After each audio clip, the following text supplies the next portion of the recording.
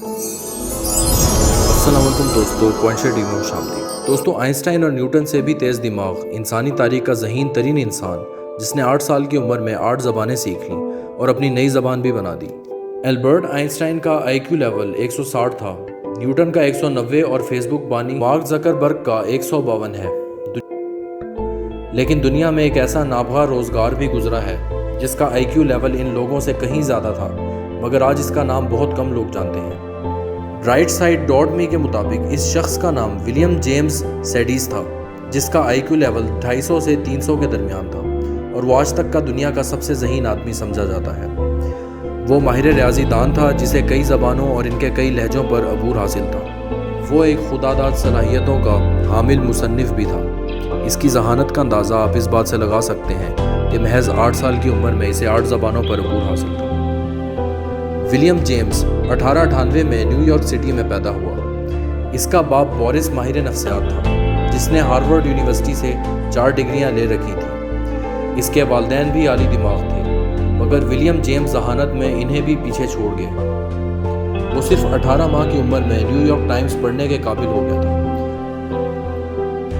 8 سال کی عمر میں وہ لاطینی، یونانی، فرانسیسی، روسی، جرمن، ہیبریو، ترکی اور آرمینین 8 زبانیں سیکھ چکا تھا۔ اس نے اپنی ایک زبان بھی ایجاد کی تھی جس کا نام اس نے وینڈر گڈ رکھا تھا۔ ولیم جیمز کی ذہانت کا اس کے والد کو بخوبی اندازہ تھا، چنانچہ اس نے ہارورڈ یونیورسٹی میں داخلہ دلوانے کی کوشش کی، لیکن اسے داخلہ دینے کے لیے انکار کر دیا گیا، کیونکہ اس وقت اس کی عمر صرف 9 سال تھی۔ 2 سال بعد 1909 میں 11 سال کی عمر میں اسے ہارورڈ میں داخلہ مل گیا، اور وہ ہارورڈ میں داخلہ لینے والا کم عمر ترین طالب علم بن گیا۔ 1910 تک ریاضی میں اس کا علم اپنے عروج کو پہنچ چکا تھا، اور اس نے یونیورسٹی میں اپنے پروفیسر سے پڑھنے کے بجائے انہیں لیکچر دینے شروع کر دیے، جس سے اسے فتین بچے کا خطاب مل گیا۔ اس نے 16 سال کی عمر میں بیچلرز آف آرٹس کی ڈگری حاصل کی۔ اسے بچپن میں ہی سیکھنے کا بہت شوق تھا۔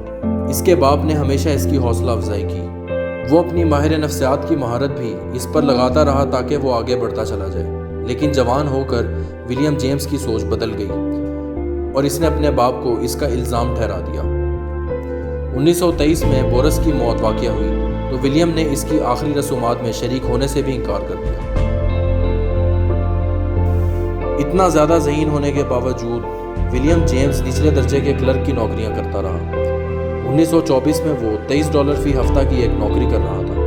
رپورٹرز نے جب اس کی نوکری کے متعلق خبر دی تو اس کا نام ایک مرتبہ پھر سے سرخیوں میں آنے لگا، تاہم اس بار اس کی ذہانت کا مذاق اڑایا گیا اور کہا گیا کہ وہ بچپن میں جو کچھ کر سکتا تھا اب اس میں وہ صلاحیت نہیں رہی، مگر یہ صرف مذاق ہی تھا۔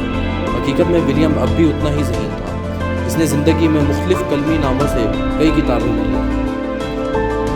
ولیم جیمز پہلی عالمی جنگ کا مخالف اور منحرف تھا، جس پر اسے 1919 میں وہ بوسٹن میں جنگ کے خلاف ایک احتجاج میں شریک ہوا، جو پرتشدد مظاہرے میں تبدیل ہو گیا۔ اس پر دیگر لوگوں سمیت ولیم جیمز کو بھی گرفتار کر لیا گیا۔